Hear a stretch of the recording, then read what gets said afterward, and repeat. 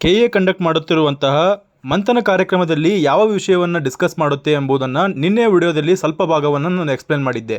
ಇವತ್ತಿನ ಒಂದು ವಿಡಿಯೋದಲ್ಲಿ ಪೂರ್ತಿ ಎಕ್ಸ್ಪ್ಲೇನ್ ಮಾಡಲಿದ್ದೇನೆ. ಈ ಒಂದು ವಿಡಿಯೋದಲ್ಲಿ ಕೌನ್ಸಿಲಿಂಗ್ ಯಾವ ರೀತಿಯಲ್ಲಿರುತ್ತೆ, ಯಾವ ಸ್ಟೆಪ್ಸ್ಗಳನ್ನು ಫಾಲೋ ಮಾಡಬೇಕು, ಹಾಗೆ ಕೌನ್ಸಿಲಿಂಗಲ್ಲಿ ಯಾವ ರೀತಿಯಲ್ಲಿ ಆಪ್ಷನ್ ಎಂಟ್ರಿಯನ್ನು ಮಾಡಬೇಕು, ಎಲ್ಲ ರೀತಿಯ ಪ್ರೊಸೀಜರ್ಗಳನ್ನು ಈ ಒಂದು ವಿಡಿಯೋದಲ್ಲಿ ಕವರ್ ಮಾಡಲಾಗುತ್ತೆ. ಮಂಥನ ಕಾರ್ಯಕ್ರಮದಲ್ಲಿ ಹೇಳುವ ಎಲ್ಲ ಮಾಹಿತಿಯನ್ನು ಈ ಒಂದು ವಿಡಿಯೋದಲ್ಲಿ ಕವರ್ ಮಾಡೋದಕ್ಕೆ ಟ್ರೈ ಮಾಡ್ತೇನೆ. ನಿನ್ನೆಯ ವಿಡಿಯೋದಲ್ಲಿ ಯಾವ ರೀತಿಯ ಸೀಟ್ಗಳಿದ್ದಾವೆ, ಯಾವ ರೀತಿಯ ಸೀಟ್ಗಳಿಗೆ ಯಾವ ರೀತಿಯ ಫೀ ಸ್ಟ್ರಕ್ಚರ್ ಇರುತ್ತೆ ಮತ್ತು ಕರ್ನಾಟಕ ಪ್ರಾಧಿಕಾರ ಯಾವ ಒಂದು ಸೀಟ್ಗಳನ್ನು ಅಲಾಟ್ಮೆಂಟ್ ಮಾಡುತ್ತೆ ಎಂಬುದನ್ನು ಹೇಳಿದ್ದೆ. ಈಗ ಈ ಒಂದು ವಿಡಿಯೋದಲ್ಲಿ ಆಪ್ಷನ್ ಎಂಟ್ರಿಯನ್ನು ಯಾವ ರೀತಿ ಮಾಡಬೇಕು, ಆಪ್ಷನ್ ಎಂಟ್ರಿಯನ್ನು ಯಾವ ರೀತಿಯಲ್ಲಿ ಅಲಾಟ್ ಮಾಡಲಾಗುತ್ತೆ ಎಂಬುದನ್ನು, ಹಾಗೂ ವಿದ್ಯಾರ್ಥಿಯು ಯಾವ ರೀತಿಯಲ್ಲಿ ಪಾರ್ಟಿಸಿಪೇಟ್ ಮಾಡಬೇಕು ಈ ಒಂದು ಕೌನ್ಸಿಲಿಂಗಲ್ಲಿ ಎಂಬುದನ್ನು ಹೇಳಲಿದ್ದೇನೆ. ಬಹಳಷ್ಟು ಇಂಪಾರ್ಟೆಂಟ್ ಆಗಿರುವಂತಹ ಮಾಹಿತಿ ಏನೆಂದರೆ, ಕೆಎ ಕಂಡಕ್ಟ್ ಮಾಡುವಂತಹ ಎಲ್ಲ ಕೌನ್ಸಿಲಿಂಗ್ಗಳು ಅಂದರೆ ಇಂಜಿನಿಯರಿಂಗಿಗಾಗಲಿ ಅಥವಾ MBBSಗಾಗಲಿ ವೆಟನರಿಗಾಗಲಿ ಯಾವುದೇ ಒಂದು ಕೋರ್ಸಸ್ಗಳಿಗಾಗಲಿ ಎಲ್ಲ ಸೀಟು ಹಂಚಿಕೆಯನ್ನು ಆನ್ಲೈನ್ ಮೂಲಕವೇ ರೌಂಡ್ಸ್ಗಳನ್ನು ಮಾಡಿ 2 ಅಥವಾ 3 ರೌಂಡ್ಗಳನ್ನು ಮಾಡಿ ಈ ಒಂದು ಸೀಟ್ ಹಂಚಿಕೆಯನ್ನು ಮಾಡಲಾಗುತ್ತೆ. ಎಲ್ಲವೂ ಕೂಡ ಆನ್ಲೈನಲ್ಲಿಯೇ ನಡೆಯುತ್ತೆ. ಈ ಒಂದು ಸೀಟು ಹಂಚಿಕೆಗಾಗಿ ನೀವು ಕೆಎಗೆ ಹೋಗುವಂತಹ ಅವಶ್ಯಕತೆ ಇರೋದಿಲ್ಲ. ಎಲ್ಲವೂ ಕೂಡ ಆನ್ಲೈನಲ್ಲಿಯೇ ನಿಮ್ಮ ಮೊಬೈಲ್ ಅಥವಾ ಕಂಪ್ಯೂಟರಲ್ಲಿಯೇ ಈ ಒಂದು ಪ್ರೊಸೀಜರನ್ನು ಮಾಡಬೇಕಾಗುತ್ತೆ. ಈಗ ಈ ಸ್ಲೈಡಲ್ಲಿ MBBS ಮಾಡುವಂಥವರಿಗೆ ಸಂಬಂಧಪಟ್ಟಿರುತ್ತೆ. MBBS ಮಾಡಬೇಕಂದವರು ನೀವು MCCಯಲ್ಲಿಯೂ ಕೂಡ ಪಾರ್ಟಿಸಿಪೇಟ್ ಮಾಡ್ಬೋದು. MCC ಅಂದರೆ ಆಲ್ ಇಂಡಿಯಾ ಕೌನ್ಸಿಲಿಂಗಲ್ಲಿ ಕೂಡ ಪಾರ್ಟಿಸಿಪೇಟ್ ಮಾಡ್ಬೋದು. ಅದೇ ರೀತಿಯಲ್ಲಿ ಕೆಎ ನಡೆಸುವಂತಹ ನೀಟ್ ಕೌನ್ಸಿಲಿಂಗ್ ಅಂದರೆ ಕರ್ನಾಟಕದ ಕಾಲೇಜುಗಳಿಗೆ ನೀವು ಪಾರ್ಟಿಸಿಪೇಟ್ ಮಾಡ್ತೀವಿ ಅಂದರೆ ಕರ್ನಾಟಕದ ಕೌನ್ಸಿಲಿಂಗಲ್ಲಿ ಕೂಡ ಪಾರ್ಟಿಸಿಪೇಟ್ ಮಾಡ್ಬೋದು. ಎರಡೂ ಕೌನ್ಸಿಲಿಂಗಲ್ಲಿ ಪಾರ್ಟಿಸಿಪೇಟ್ ಮಾಡ್ಬೋದು ಎಂಬುದನ್ನು ಮೊದಲನೇ ಪಾಯಿಂಟಲ್ಲಿ ಹೇಳಿದ್ದಾರೆ. ಎರಡನೇ ಪಾಯಿಂಟಲ್ಲಿ ಹೇಳ್ತಾ ಇದ್ದಾರೆ, ನೀವೇನಾದರೂ ಕರ್ನಾಟಕದಲ್ಲಿ ಸಿಕ್ಕಿರುವಂಥ ಸೀಟನ್ನು ಬಿಡಬೇಕು, ನಾನು ಆಲ್ ಇಂಡಿಯಾ ಸೀಟನ್ನು ತೆಗೆದುಕೊಳ್ತೇನೆ ಅಂದರೆ ನೀವು ಇಲ್ಲಿ ದಂಡವನ್ನು ಒದಿಸುವಂತಹ ಅವಶ್ಯಕತೆ ಇರೋದಿಲ್ಲ. ನಿಮಗೆ ಕೆಎ ಯಾವುದೇ ದಂಡವಿಲ್ಲದೆ ನಿಮ್ಮನ್ನು ಆಲ್ ಇಂಡಿಯಾ ಕೌನ್ಸಿಲಿಂಗಲ್ಲಿ ಸಿಕ್ಕಿರುವಂಥ ಸೀಟನ್ನು ತೆಗೆದುಕೊಳ್ಳೋದಕ್ಕೆ ಅರ್ಹರನ್ನಾಗಿ ಮಾಡುತ್ತೆ. ಆದರೆ 3ನೇ ಪಾಯಿಂಟಲ್ಲಿ ಕೊಟ್ಟಿದ್ದಾರೆ ನೋಡಿ, ಮುಂದಿನ ರೌಂಡ್ಗಳು 2 ರೌಂಡ್ಗಳು ಆದಮೇಲೆ 3ನೇ ರೌಂಡಲ್ಲಿ ಅಂದರೆ ಮಾಪಪ್ ರೌಂಡ್ ಅಥವಾ ಸ್ಟ್ರೇ ವೇಕೆನ್ಸಿ ರೌಂಡ್ ಅಥವಾ ಅದರ ಮುಂದಿನ ಯಾವುದೇ ರೌಂಡ್ಗಳಲ್ಲಿ ನೀವು ಕರ್ನಾಟಕದಲ್ಲಿ ಸಿಕ್ಕಿರುವಂಥ ಸೀಟನ್ನು ಬಿಡ್ತೇವೆ, ನಾವು ಆಲ್ ಇಂಡಿಯಾ ಕೌನ್ಸಿಲಿಂಗಲ್ಲಿ ಸಿಕ್ಕಿರುವಂಥ ಸೀಟನ್ನು ತೆಗೆದುಕೊಳ್ತೇವೆ ಅಂದರೆ ಕಂಪಲ್ಸರಿ ಆಗಿ ನೀವು ದಂಡವನ್ನು ಪಾವತಿಸಬೇಕಾಗುತ್ತೆ. ಅದೇ ರೀತಿಯಲ್ಲಿ NRI ಸೀಟ್ಗಳು, ಮ್ಯಾನೇಜ್ಮೆಂಟ್ ಸೀಟ್ಗಳು ಮತ್ತು ಭಾಷಾ ಅಲ್ಪಸಂಖ್ಯಾತ ಸೀಟ್ಗಳು, ಧಾರ್ಮಿಕ ಅಲ್ಪಸಂಖ್ಯಾತ ಸೀಟ್ಗಳು ಎಲ್ಲ ಮೀಸಲಾತಿಗಳನ್ನು ಕೂಡ ಕೆಎ ನಡೆಸುವಂತಹ ಕೌನ್ಸಿಲಿಂಗಲ್ಲಿಯೇ ನೀವು ತೆಗೆದುಕೊಳ್ಬೇಕು ಹೊರತು ಕಾಲೇಜಿಗೆ ಹೋಗಿ ನಾವು ತೆಗೆದುಕೊಳ್ತೇವೆ ಅಂದರೆ ಅದಕ್ಕೆ ಸಾಧ್ಯವೇ ಇಲ್ಲ. ನೀವು ಕೆಎ ಮೂಲಕವೇ ಈ ಒಂದು ಸೀಟ್ಗಳನ್ನು ತೆಗೆದುಕೊಳ್ಬೋದಾಗಿರುತ್ತೆ. ಮುಂದಿನ ಸ್ಲೈಡಲ್ಲಿ ಹೇಳ್ತಾ ಇದ್ದಾರೆ, ನೀವು ಪ್ರಾಧಿಕಾರದ ಸೀಟು ಹಂಚಿಕೆಯಲ್ಲಿ ಯಾವ ರೀತಿಯಲ್ಲಿ ಭಾಗವಹಿಸಬೇಕು ಎಂಬುದನ್ನು ಹೇಳಿಕೊಡಲಾಗುತ್ತೆ. ಮೊದಲಿಗೆ ನೀವು ಈ ಒಂದು ಕೌನ್ಸಿಲಿಂಗಲ್ಲಿ ಪಾರ್ಟಿಸಿಪೇಟ್ ಮಾಡೋದಕ್ಕಿಂತ ಮುಂಚೆ ವೆರಿಫಿಕೇಷನ್ ಸ್ಲಿಪ್ ಅಂತ ಬಿಡ್ತಾರೆ. ಅದರಲ್ಲಿ ನಿಮ್ಮ ಎಲ್ಲ ಮಾಹಿತಿ ಕೂಡ ಇರುತ್ತೆ. ನಿಮ್ಮ ರ್ಯಾಂಕ್, ನಿಮ್ಮ ಇನ್ಕಮ್, ಅದೇ ರೀತಿಯಲ್ಲಿ ನಿಮಗೆ ಬರುವಂತಹ ರಿಸರ್ವೇಷನ್ ಎಲ್ಲವೂ ಕೂಡ ಅದರಲ್ಲಿ ಮಾಹಿತಿ ಇರುತ್ತೆ. ಆ ಎಲ್ಲ ಮಾಹಿತಿಯನ್ನು ಕರೆಕ್ಟಾಗಿ ಮುದ್ರಿಸಿದೆಯೋ ಇಲ್ಲವೋ ಅನ್ನೋದನ್ನು ವಿದ್ಯಾರ್ಥಿಗಳು ಕರೆಕ್ಟಾಗಿ ನೋಡ್ಕೊಳ್ಬೇಕಾಗುತ್ತೆ. ಈಗ ನಾನು ವೆರಿಫಿಕೇಷನ್ ಸ್ಲಿಪ್ಪನ್ನು ಡೌನ್ಲೋಡ್ ಮಾಡ್ಕೊಂಡಿದ್ದೇನೆ. ಮುಂದಿನ ಪ್ರೊಸೀಜರ್ ಏನೆಂದರೆ, ಈಗ ಕೆಎ ವೆಬ್ಸೈಟಲ್ಲಿ ಏನು ಮಾಡ್ತಾರೆ ಅಂದರೆ ಒಂದು ಸೀಟ್ ಮ್ಯಾಟ್ರಿಕ್ಸ್ ಅಂತ ರಿಲೀಸ್ ಮಾಡ್ತಾರೆ. ಸೀಟ್ ಮ್ಯಾಟ್ರಿಕ್ಸಲ್ಲಿ ಎಷ್ಟು ಸೀಟ್ಗಳಿದ್ದಾವೆ, ಪ್ರತಿಯೊಂದು ಕಾಲೇಜ್ಗಳಲ್ಲಿ ನಿಮ್ಮ ಕ್ಯಾಟಗರಿಗಳಲ್ಲಿ ಎಷ್ಟು ಸೀಟ್ಗಳಿದ್ದಾವೆ ಎಂಬುದನ್ನು ಅಲ್ಲಿ ಮಾಹಿತಿಯನ್ನು ಕೊಟ್ಟಿರ್ತಾರೆ. ಪ್ರತಿಯೊಂದು ಕ್ಯಾಟಗರಿಗಳಲ್ಲಿ ಒಂದು ರಿಸರ್ವೇಷನ್ ಅನ್ನೋದು ಇರುತ್ತಲ್ಲ, ಆ ಒಂದು ಕ್ಯಾಟಗರಿಗಳಲ್ಲಿರುವಂತಹ ಸೀಟ್ಗಳ ಸಂಖ್ಯೆ ಎಷ್ಟು ಎಂಬುದನ್ನು, ಯಾವ ಕಾಲೇಜಿನಲ್ಲಿ ಎಷ್ಟು ಸೀಟ್ಗಳಿದ್ದಾವೆ ಎಂಬುದನ್ನು ಅಲ್ಲಿ ಮೆನ್ಷನ್ ಮಾಡಿರ್ತಾರೆ. ಈಗ ವಿದ್ಯಾರ್ಥಿ ಏನು ಮಾಡಬೇಕಂದ್ರೆ ಈ ಎಲ್ಲ ಕಾಲೇಜ್ಗಳ ಲಿಸ್ಟನ್ನು ಒಂದು ಪೇಪರಲ್ಲಿ ಬರ್ಕೊಂಡು ಇಟ್ಕೊಳ್ಬೇಕು. ತನಗೆ ಇಷ್ಟವಾದಂತಹ ಕಾಲೇಜ್ಗಳನ್ನು ಒಂದು ಲಿಸ್ಟಲ್ಲಿ ಪ್ರಿಯಾರಿಟಿ ಆರ್ಡರನ್ನು ಮಾಡ್ಕೊಳ್ಬೇಕು.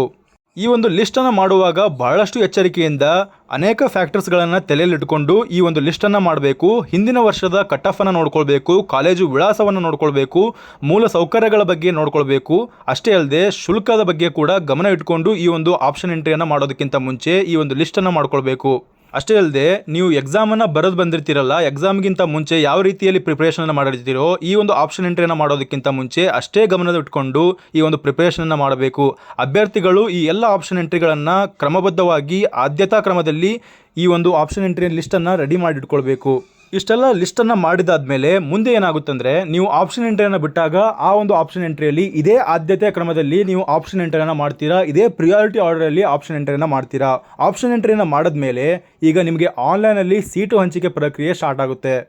ಬಹಳಷ್ಟು ಇಂಪಾರ್ಟೆಂಟ್ ಆದಂತಹ ಮಾಹಿತಿಯನ್ನು ಇಲ್ಲಿ ಕೊಟ್ಟಿದ್ದಾರೆ ನೋಡಿ. ಇಲ್ಲಿ ನಿಮಗೆ ಅಲಾಟ್ಮೆಂಟ್ ನಡೆಯೋದು ಕೇವಲ ಮೆರಿಟ್ನ ಆಧಾರದ ಮೇಲೆ ಅಷ್ಟೇ ಅಲ್ಲದೆ ವಿದ್ಯಾರ್ಥಿಯ ಮೆರಿಟ್ ಆಧಾರದ ಮೇಲೆ ಹಾಗೆ ರೋಸ್ಟರ್ ಪದ್ಧತಿಯ ಅನುಸಾರವಾಗಿ ಈ ಒಂದು ಮೆಥಡಲ್ಲಿ ಈ ಒಂದು ಸೀಟ್ ಅಲಾಟ್ಮೆಂಟ್ ನಡೆಯುತ್ತೆ.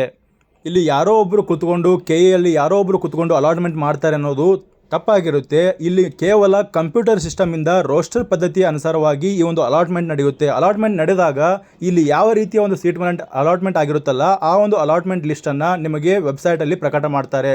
ಎಷ್ಟು ಕಟ್ ಆಫ್ ಬಂದಿದೆ ಒಂದು ಕ್ಯಾಟಗರಿಯಲ್ಲಿ, ಯಾವ ಕ್ಯಾಟಗರಿಗೆ ಎಷ್ಟು ಕಟ್ ಆಫ್ ಬಂದಿದೆ, ಮತ್ತು ಅಷ್ಟೇ ಅಲ್ಲದೆ ನಿಮಗೆ ಸಿಕ್ಕಿರುವಂಥ ಸೀಟನ್ನು ಒಂದು ರಿಸಲ್ಟನ್ನು ನಿಮಗೆ ಪಬ್ಲಿಷ್ ಮಾಡ್ತಾರೆ.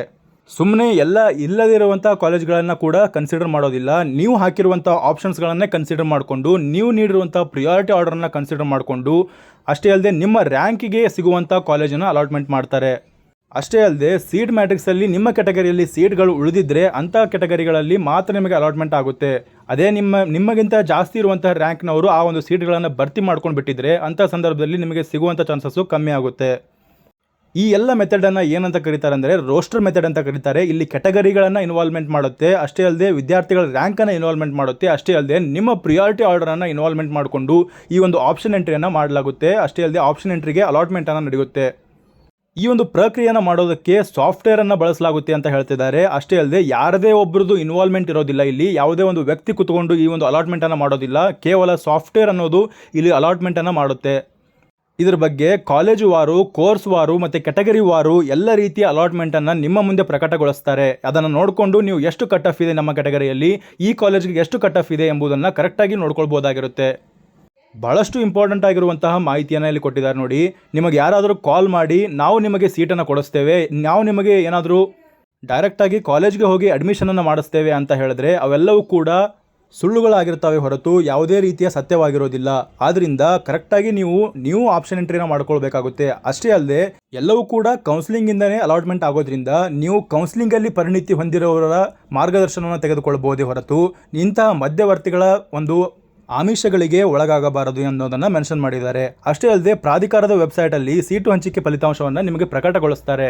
ಇಲ್ಲಿವರೆಗೆ ಹೇಳಿದ ಎಲ್ಲ ಮಾಹಿತಿಯನ್ನು ಈಗ ಸಿಸ್ಟಮೆಟಿಕ್ ಆಗಿ ನಿಮ್ಮ ಮುಂದೆ ಪ್ರಕಟ ಮಾಡ್ತಾ ಇದ್ದಾರೆ. ಒಂದನೇದು ನೀವು ಡೌನ್ಲೋಡಿಂಗ್ ವೆರಿಫಿಕೇಷನ್ ಸ್ಲಿಪ್ಪನ್ನು ಡೌನ್ಲೋಡ್ ಮಾಡ್ಕೊಳ್ತೀರಾ. ಅದಾದಮೇಲೆ ಆಪ್ಷನ್ ಎಂಟ್ರಿಗಳನ್ನು ಮಾಡ್ತೀರಾ. ಆಪ್ಷನ್ ಎಂಟ್ರಿಯನ್ನು ಮಾಡಿದ್ಮೇಲೆ ಮಾಕ್ ಅಲಾಟ್ಮೆಂಟ್ ರಿಸಲ್ಟನ್ನು ಬಿಡ್ತಾರೆ. ಅದಾದಮೇಲೆ ನಿಮ್ಮ ರ್ಯಾಂಕನ್ನು ಮತ್ತು ಕ್ಯಾಂಡಿಡೇಟ್ ನೀವು ಅದನ್ನು ಆಪ್ಷನ್ ಎಂಟ್ರಿಯನ್ನು ಅರೇಂಜ್ ಮಾಡ್ಕೊಳ್ಳೋದಾಗಿರ್ಬೋದು ಎಲ್ಲವನ್ನು ಮಾಡೋದಾದಮೇಲೆ ಫಸ್ಟ್ ರೌಂಡ್ ರಿಸಲ್ಟನ್ನು ಬಿಡ್ತಾರೆ. ಫಸ್ಟ್ ರೌಂಡ್ ರಿಸಲ್ಟ್ ಆದಮೇಲೆ ಚಾಯ್ಸ್ ಎಂಟ್ರಿಯನ್ನು ಬಿಡ್ತಾರೆ. ಚಾಯ್ಸ್ ಎಂಟ್ರಿ ಅಂದ್ರೇನು, ಅದರ ಬಗ್ಗೆ ಮಾಹಿತಿಯನ್ನು ತಿಳ್ಕೊಳ್ಳೋಣ ಬನ್ನಿ. ಇಲ್ಲೊಂದು ಫ್ಲೋ ಚಾರ್ಟನ್ನು ಕೊಟ್ಟಿದ್ದಾರೆ, ಅದನ್ನು ಕೂಡ ಗಮನಿಸಿ. ಮೊದಲಿಗೆ ಸೀಟ್ ಮ್ಯಾಟ್ರಿಕ್ಸನ್ನು ರಿಲೀಸ್ ಮಾಡ್ತಾರೆ. ಸೀಟ್ ಮ್ಯಾಟ್ರಿಕ್ಸಲ್ಲಿ ಫೀ ಸ್ಟ್ರಕ್ಚರ್ ಎಷ್ಟಿದೆ, ಆ ಒಂದು ಸೀಟ್ಗಳು ಎಷ್ಟಿದ್ದಾವೆ ಎಂಬುದನ್ನು ರಿಲೀಸ್ ಮಾಡ್ತಾರೆ ಅಂತ ಮೆನ್ಷನ್ ಮಾಡಿದ್ದಾರೆ ಸ್ಟೆಪ್ 1ಅಲ್ಲಿ. ಅದಾದಮೇಲೆ ನೀವು ಆನ್ಲೈನಲ್ಲಿ ರಿಜಿಸ್ಟರ್ ಮಾಡ್ಕೊಳ್ತೀರಾ UGCET ಆಪ್ಷನ್ ಎಂಟ್ರಿ ಲಿಂಕಲ್ಲಿ. ಅಷ್ಟಾದಮೇಲೆ ನಿಮ್ಮ QR ಕೋಡನ್ನು ಸ್ಕ್ಯಾನ್ ಮಾಡಿಕೊಂಡು ವೆರಿಫಿಕೇಷನ್ ಇರೋದನ್ನು ಲಾಗಿನ್ ಆಗ್ತೀರಾ. ಲಾಗಿನ್ ಆದಮೇಲೆ ನೀವು 750 ರೂಪಾಯಿಯನ್ನು ಫೀಸನ್ನು ಪೇ ಮಾಡಬೇಕಾಗುತ್ತೆ. ಅದು ರೀಫಂಡಬಲ್ ಆಗಿರುತ್ತೆ. ನೀವು ಈ ಕೌನ್ಸಿಲಿಂಗಲ್ಲಿ ಪಾರ್ಟಿಸಿಪೇಟ್ ಮಾಡೋದಕ್ಕೆ ಲಾಸ್ಟ್ ಇಯರಿಂದ ಒಂದು ರೂಲ್ಸನ್ನು ತೆಗೆದುಕೊಂಡು ಬಂದಿದ್ದಾರೆ.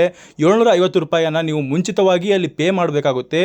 ನಿಮಗೆ ಸೀಟ್ ಸಿಕ್ಕಾಗ ಆ ಒಂದು ಸೀಟಿನೊಂದಿಗೆ ಇದನ್ನು ಹಂಚಿಕೆ ಮಾಡುವಾಗ ಇದನ್ನು ನಿಮಗೆ ರೀಫಂಡನ್ನು ಮಾಡ್ತಾರೆ. ಅಷ್ಟೇ ಅಲ್ಲದೆ ನಿಮಗೆ ಸೀಟ್ ಸಿಗದೇ ಇದ್ದರೆ ಆ 750 ರೂಪಾಯಿ ನಿಮ್ಮ ಬ್ಯಾಂಕ್ ಅಕೌಂಟಿಗೆ ವಾಪಸ್ಸಾಗಿ ಬರುತ್ತೆ.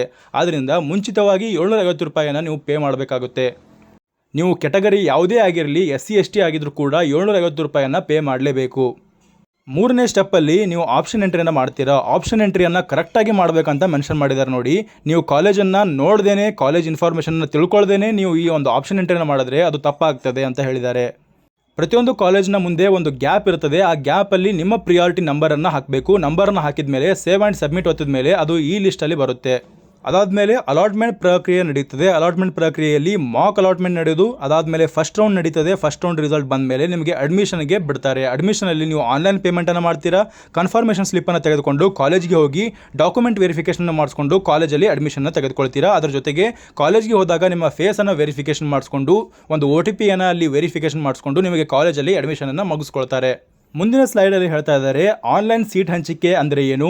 ಆನ್ಲೈನ್ ಸೀಟ್ ಹಂಚಿಕೆ ಹೇಗಿರುತ್ತದೆ ಅಂದರೆ ಪ್ರತಿಯೊಂದು ಕೋರ್ಸಸ್ಗಳು ಅಂದರೆ ವೈದ್ಯಕೀಯ, ದಂತವೈದ್ಯಕೀಯ, ಆಯುಷ್, ಇಂಜಿನಿಯರಿಂಗ್, ಆರ್ಕಿಟೆಕ್ಚರ್ ಎಲ್ಲ ಕೋರ್ಸಸ್ಗಳಿಗೂ ಕೂಡ ಈ ಆನ್ಲೈನ್ ಸೀಟು ಹಂಚಿಕೆ 2 ಅಥವಾ 3 ರೌಂಡ್ಗಳಲ್ಲಿ ನಡೀತದೆ. ಪ್ರತಿ ವರ್ಷವೂ ಕೂಡ ಅಭ್ಯರ್ಥಿಗಳು ತಮಗೆ ಇಷ್ಟಿರುವಂತಹ ಒಂದು ಕಾಲೇಜ್ಗಳನ್ನು ಆಪ್ಷನ್ ಎಂಟ್ರಿಯನ್ನು ಪ್ರಿಯಾರಿಟಿ ಆರ್ಡರ್ ಬೇಸಿಸ್ ಮೇಲೆ ಈ ಒಂದು ಆಪ್ಷನ್ ಎಂಟ್ರಿಯಲ್ಲಿ ಭಾಗವಹಿಸಬಹುದಾಗಿರುತ್ತೆ.